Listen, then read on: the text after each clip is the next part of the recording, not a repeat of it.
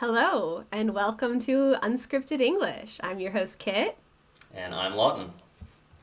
And this is the first official episode of Unscripted English, official or otherwise. Pilot episode. Exactly. So, yeah, we're excited to be starting this YouTube channel slash podcast slash whatever format you are actually viewing it in now. And as this is our first episode, we thought it would be a good idea to just go over what we're hoping to do here. Who we think that we are going to be reaching out to, and how we think we're going to be helping essentially. So yeah, Kit, what is unscripted English? What are we trying to do here? So, what we're trying to do is to just provide some listening practice for non-native English speakers who are not necessarily beginner level, but are also not expert level. If you're in that sort of weird in-between place where your level is too high and you're probably too old to watch a lot of like the younger children's English content that might be more traditional for lower levels, we are hoping to give you a better option. Yeah, exactly. Like Kit said, I think we are looking to target kind of the intermediate range. And I think that this can go up or down a little bit. If you're a high beginner, I wouldn't say that you necessarily shouldn't watch. And definitely if you are more in the advanced category, also, I don't necessarily think you shouldn't watch. I think what we're really hoping to do is provide some content and some listening practice to kind of a wide range of listeners. But what we will also try to do is after each episode, we will try to provide some follow-up content, probably both in the form of kind of language explainer for those who maybe need a little bit of support.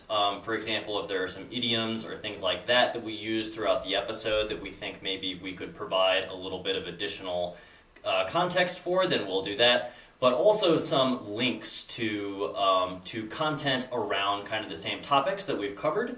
And so hopefully, particularly for the more advanced learners, this will provide some additional content that you can kind of do a little bit more of a deep dive on, and continue to get that additional input that I think a lot of language learners are looking for. Exactly, and I think we're also trying to really provide you with a way that you can just sort of naturally interact with the English language and get your practice in, rather than sitting down and having to study. I know there's lots of different study resources that are available, but you might just be sitting in the subway or on a bus or just even be at home and not want to really focus in on your studying and your flashcards or whatever. Hopefully this will be a different way that you can get some practice in without feeling like you're studying. Hopefully it'll just be more fun. Yeah, exactly.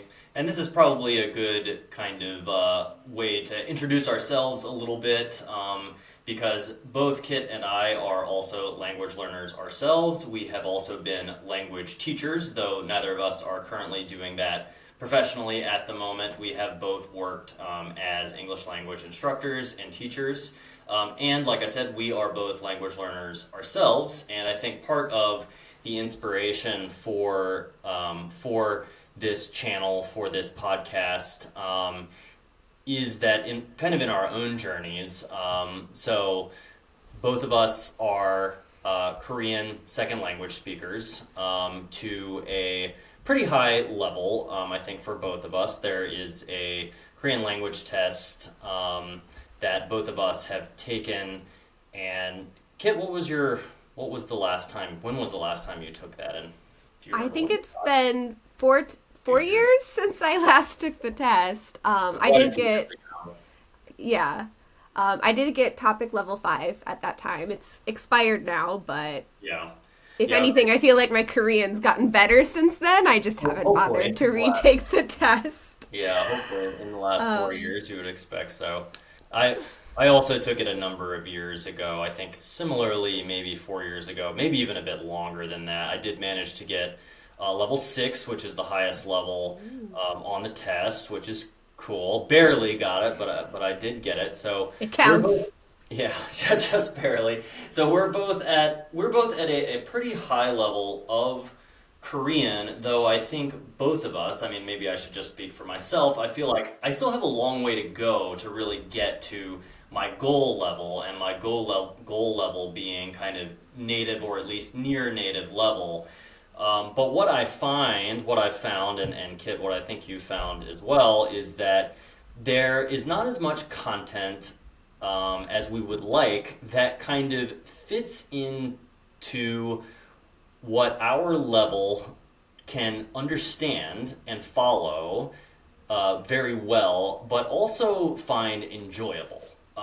There are a few resources out there that provide this. I don't want to say that there's none, but there aren't a lot. It tends to be very textbook heavy, grammar and vocabulary focused type of content, or it's a Netflix, drama, which is cool. And I was just watching one today, and that can be extremely helpful. But I would like something that is a little bit. I don't want to say. I don't necessarily want to say easier, but yeah, in some sense, a little bit easier than a drama is going to be, but still interesting, still about topics that I find compelling. Right. I think that's been a similar struggle for me as well. Is it can be hard if I just want to sit down and get some quick, easy practice in and sort of relax while I do it. A lot of times it's either just not the right type of content, or it's just at that more difficult level that I really have to lock in and pay more attention than maybe I'm willing to do at that point in time. So I think we both kind of, as we experienced this ourselves, realized, it's probably the same for English. And we ended up looking into it and yeah, a lot of it is heavy study resources, or it is those Netflix dramas and things like that. Not a lot of it is sort of that nice in between place. Yeah, exactly. And this is probably a good place for us to kind of more fully introduce ourselves. You've heard a little bit about us now, but maybe to give you a more kind of complete background, including kind of how we met and where we live now, and things like this. Kit, do you want to go first? Yeah, so I am originally from Ohio in the US, and I ended up studying Korean as an undergraduate at my university in Ohio. Um, and that's sort of how I first got into learning Korean and coming to Korea. I was really interested in learning languages, and I figured that Korean seemed easier than Chinese or Japanese. Not sure if that's actually true, but that's what I thought at the time. So that's sort of how I ended up doing Korean. And I came and studied abroad in Korea and had a great time and improved so much in the 1 year that I was here that after I graduated, I came back. Mm-hmm. And so I came back as an English teacher. That's sort of an easy way for a native English speaker to come to Korea, and so that's really where I got into uh, teaching English and English as a second language, and that's where I learned really a lot about that. um, but there wasn't really much career growth that I could go on to from there. So I ended up doing a master's here in Korea at Seoul National University, which, spoiler alert, that's how I met Lawton. Yeah. Because I think you graduated, what was it? A year, like the semester before me, right? Before I Yeah, started. I think I graduated exactly the semester right before you entered, if I remember correctly. Yes. Yeah. Yeah. So we still ended up having like classmates in common and Right. meeting at some of the school events. Yeah. And Um, we still have some mutual close friends from that time as well, definitely. Hmm. Yeah, and then we worked together as well. And then we worked together. Lawton got me my first job out of masters at an ed tech company. He vouched for me, and I will forever be thankful for that. No worries, no worries. Yeah, just a quick background on myself. I'm also from the U.S. originally. My family lives in Virginia now, and that is where I spent my last year of high school and also where I went to university.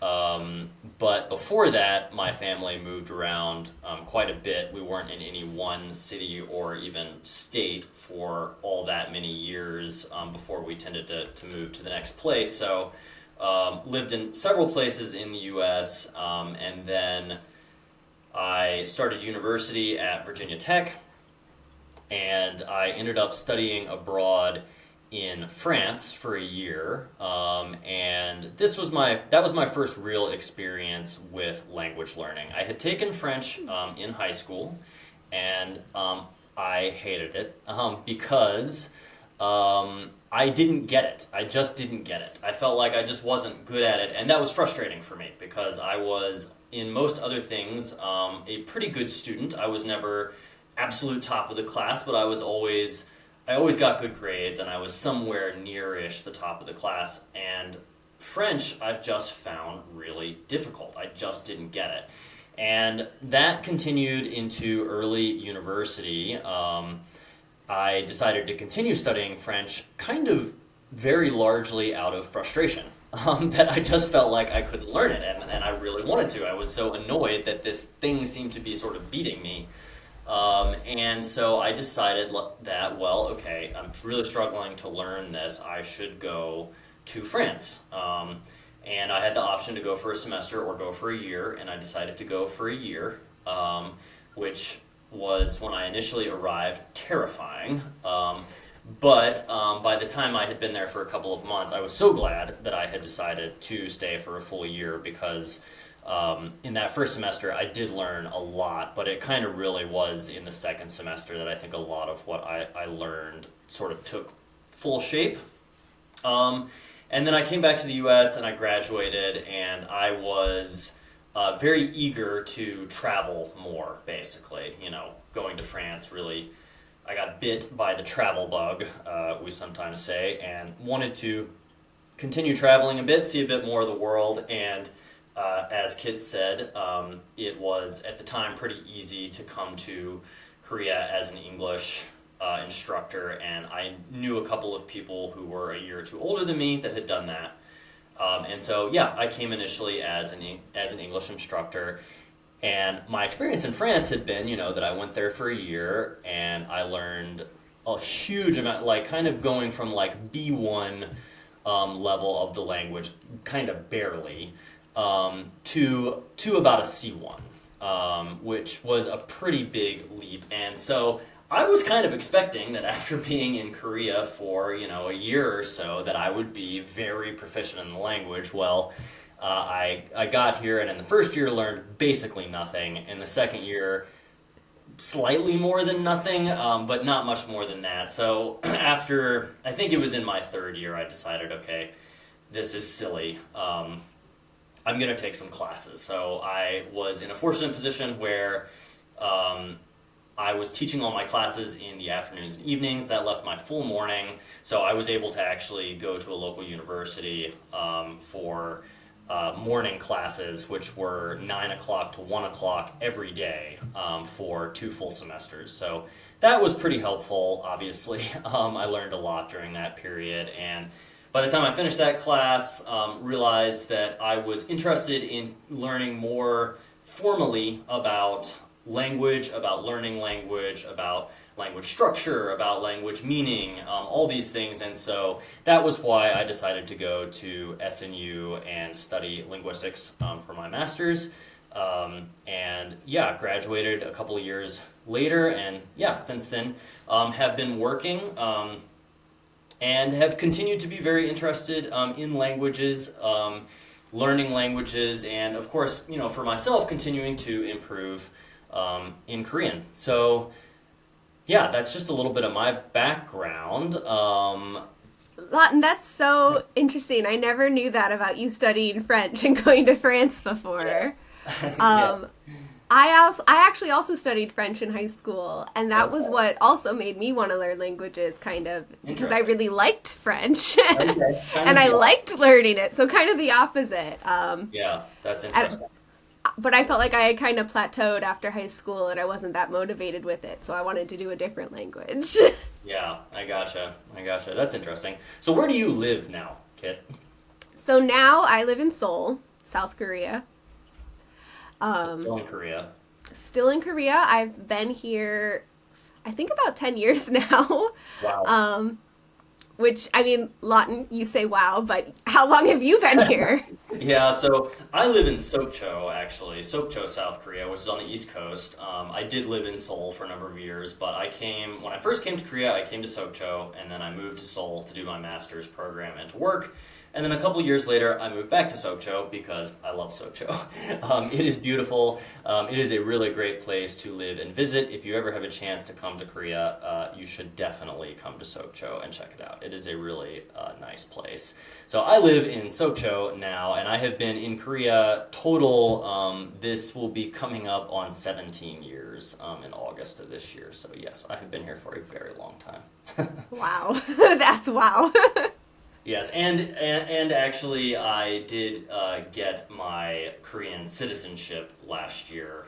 So I'm now a dual citizen of the U.S. and Korea, which is pretty cool and was a real pain to get. But I am so glad that I did do it. So yeah, Yeah. I, that's something I should start maybe looking into is that process of getting citizenship. But, it as is I it know, is a it's a whole thing. So yeah. yeah. That's so I haven't yet because I know it's a lot of work.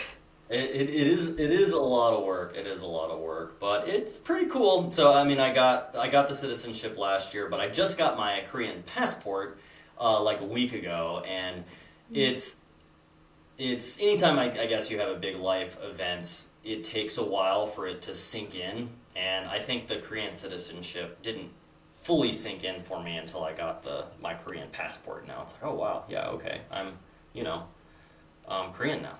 That's cool. Yeah. Um, that's cool. Have you voted yet in Korea? Not yet. Not yet. Not yet. Yeah, not yet, but soon, I guess. Yeah. Probably soon. Yeah. That's So what exciting. about just like hobbies, kid? Like what are you into? So I have a lot of hobbies actually. This I could talk a lot about my hobbies. So Lawton, cut me off if I'm talking too much. No Um, worries. but I love to knit and I love to crochet.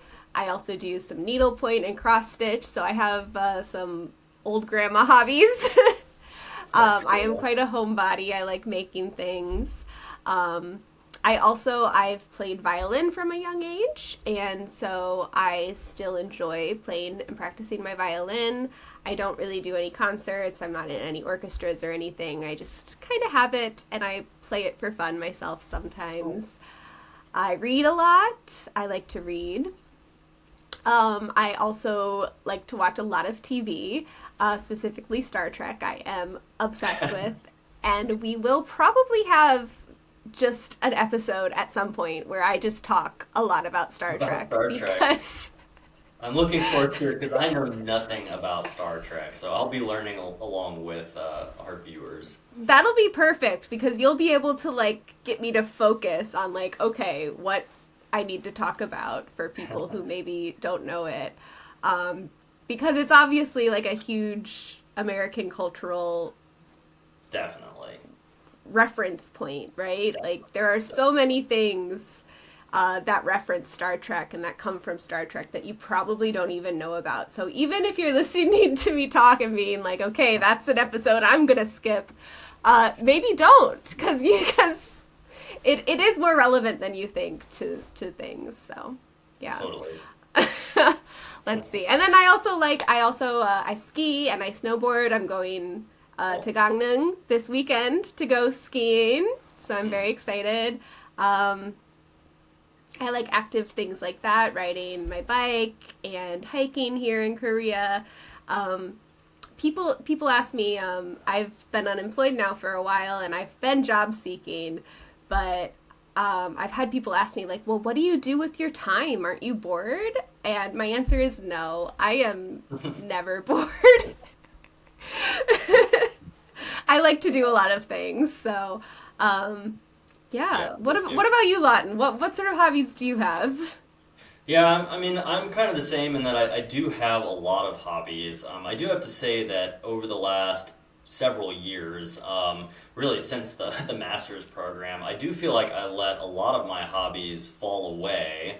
And so I'm looking to pick a lot of those back up now that I have a little bit more time. I'm also in a job seeking status currently, so I have a little bit more time on my hands and I'm looking to take advantage of that to get back into some of my hobbies. But some of the ones that I have been doing, very consistently are basically working out at the gym. I try to go to the gym and get in a workout at least, let's say, 3 times a week.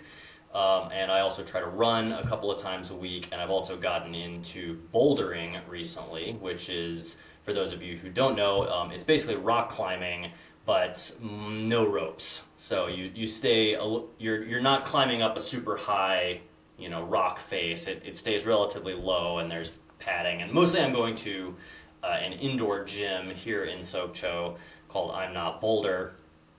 And I go there a couple of times a week, but there are actually a lot. For those of you who don't know, Korea is very mountainous, and there are a lot of actually really high quality boulders in this area and kind of all over Korea. So as it's coming up on spring, probably will be looking to do some more actual outdoor bouldering, which I'm excited about.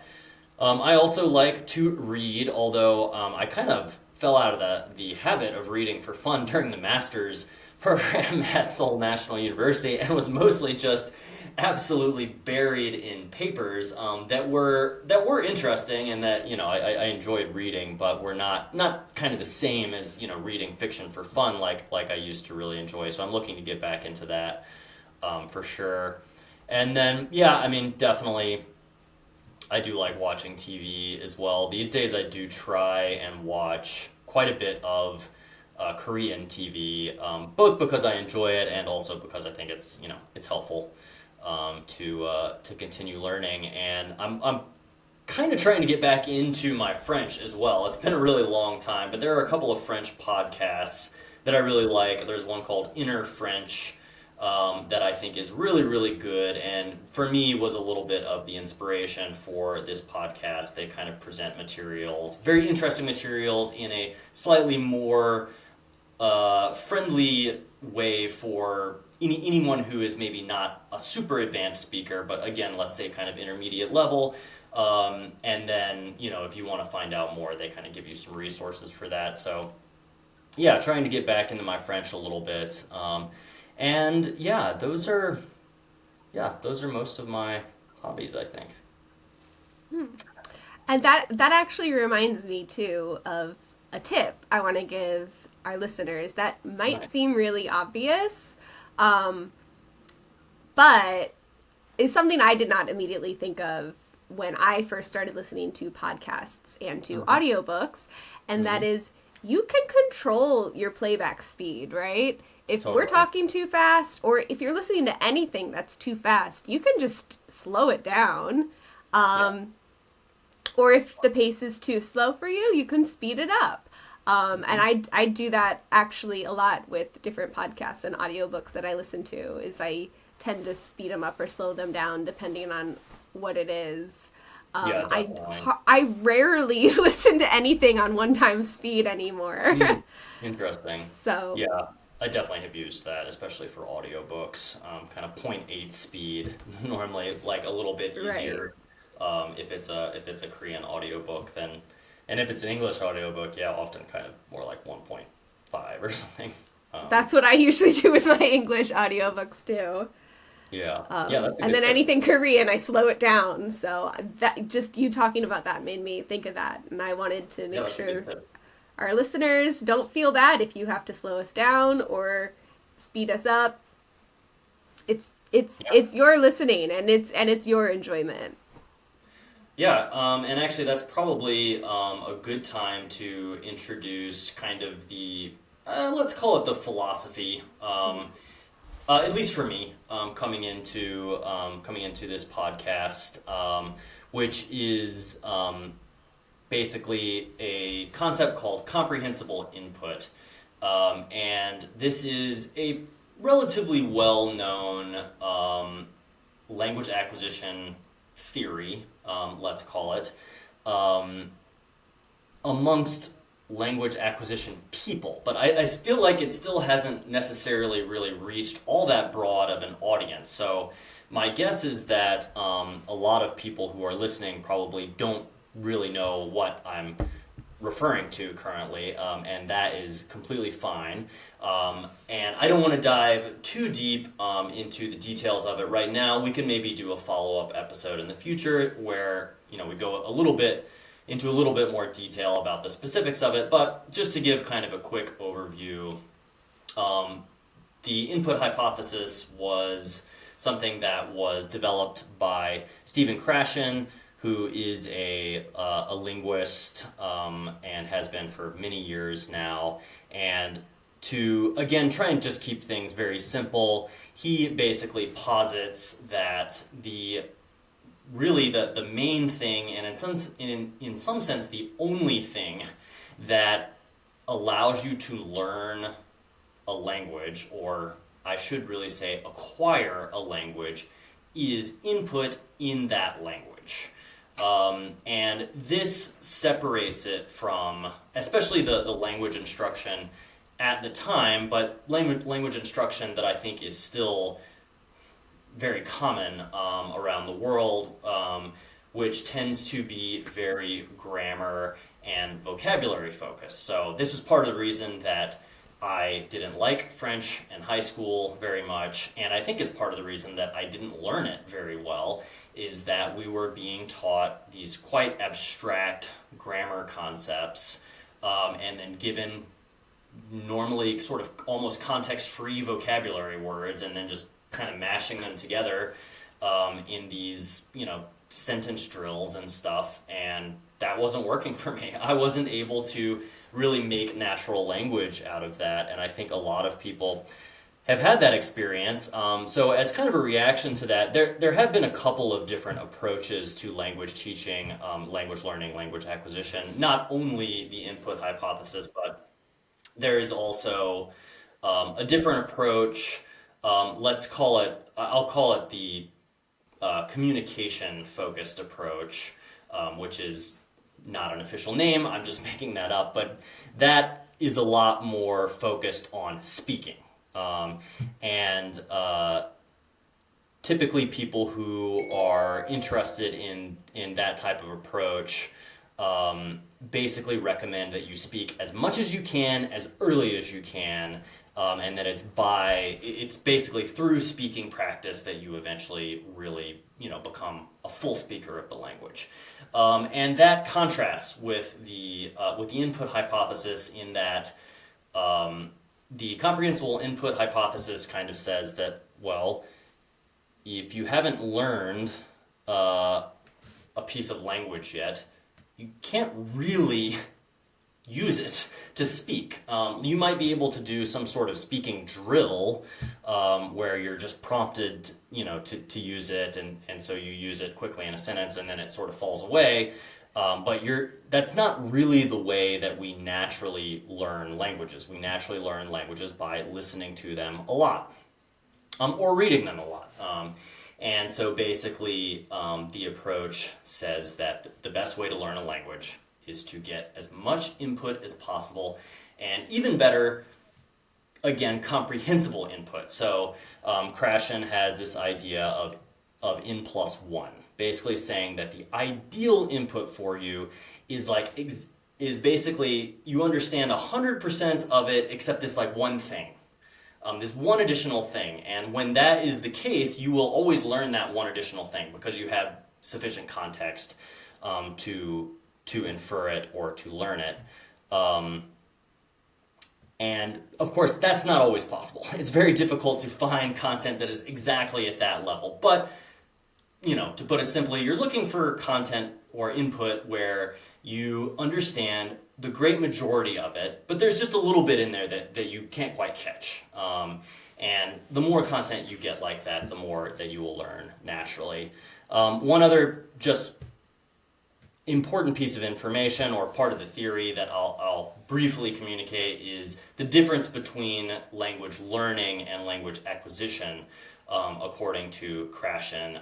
And basically, he distinguishes between those two things in that he says that language learning is essentially a conscious process. So it's like when you're learning English and you learn that in the third person singular present tense, you're supposed to put an S at the end of verbs. He eats pizza, for example. You learn that as a rule. Whereas acquisition is when you have just faced something so many times, you've seen it or heard it so many times that eventually when you produce the language, you just produce that. You don't think consciously, oh yeah, I have to put an S there. Native speakers don't think about language that way. So when you truly acquired it, you just produce it naturally in the correct way. And I think it would be completely reasonable for somebody to say like, well, yeah, but is there really a difference? Don't you have to learn it before you can acquire it? And I think that's a completely reasonable question. I would say no, for a couple of reasons. First, because again, native speakers don't learn language that way. Nobody taught me when I was, a toddler that I had to put S on the end of, third person singular present tense verbs. I just heard that a bunch and eventually They started to do teach it. you they teach you that after you know it, Right. right? In Yeah, elementary right. You school. may later, have grammar sections in your English classes or something where they sort of point it out and they start telling you these parts of speech and things, but that was not part of your initial language learning. And additionally, the additional piece of evidence that I would give that at least shows that learning a language rule is not, at least not sufficient to acquire it, is that I would guess that somewhere around 96% of the population in Korea knows the rule that I just mentioned. That when you have a sentence, he eat and pizza, you have to put an S. He eats pizza. And if given a test, you know, virtually everyone in Korea, you would be astounded, knows that rule. Even people that can barely speak English at all, they will be able to on a test say, "Oh yeah, you got to put an S there. I know that." But when the language is produced, many people still forget and will say he eat pizza. So in that case, I would say they have learned that language rule, but they've not acquired it. Um, just another piece of evidence that there's at least a distinction between the two, that's worth making. So, yeah, that is kind of the philosophy that we're basing things on. We want to be providing you with input, hopefully a lot of input that can help you acquire the language naturally. Yeah. And so obviously we've done the research that shows that, but I think also just from firsthand experience as well. I know, Yeah, like we said, learning Korean, I definitely feel that way. There were a lot of rules and a lot of things that I learned, but didn't actually feel comfortable producing until I came here and I just did it and I heard it all the time, and I've learned a lot more that way as well, just through hearing it and yeah, copying people. And I know certain things in context, and I don't know how to necessarily uh, describe its rule or anything. I just know context. And so I think a lot of language learners will also collaborate. Collaborate? No, that's corroborate. corroborate. That's a hard word. Agree. Yeah, there we go. Most language learners will agree that that is the case. Yeah, yeah, I think so too. I think so too. And I think some people will ask, like, what about like, very early learners? When you understand 0%, what do you do then? And I would say, okay, well, first, this channel, this podcast, is not intended for true beginners. We're expecting people of at least a high beginner level, but I still think it's an interesting question. I think that we can get into some more detail about what Krashen says about that in a future episode where we sort of deep dive on the comprehensible input hypothesis. Yeah, so I think that's the podcast. That's what this is going to be about. We ended up there with a lot of more technical theory type things, but that's not going to be what it is every single time. Yeah, Sometimes definitely we'll not. do more like fun pop culture-y things. Sometimes Totally. we'll do more science things, and sometimes we'll just chat. Yeah, yeah, I think that that's a kind of a good way to think about what we're going to be trying to do is, really, Kit and I are going to come on and we're going to have a chat and we're going to kind of invite you to be a part of that. Obviously you can't literally be speaking with us, but hopefully you can feel like a part of the conversation. As much as possible, please feel free to jump in the comments, leave us any feedback. We would be really happy to receive it. And also, of course, if you enjoy the episode, please do like it and consider subscribing. And we look forward to bringing you many more episodes in the future. Thanks, Great everybody. to meet you. See you next time. Bye bye.